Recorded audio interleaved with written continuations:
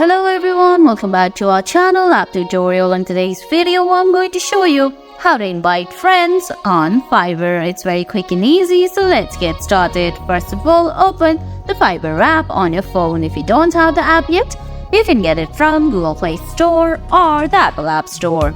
Once you do that, go ahead, launch the app, then sign in. Now on the screen at the bottom you're gonna see options like home, messages, search, order, and your user icon. Tap on user icon, then you'll see options like my Fiverr, settings, and resources. Go ahead and tap on invite friends, which is under my Fiverr. Then tap on invite friends from the screen. Now go ahead and copy the link and send it to all the social media app, or simply go ahead and select the apps suggested on your screen. And guys, that's it.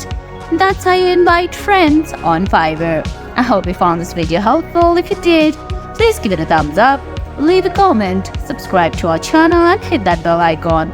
See you in the next video. Thanks for watching.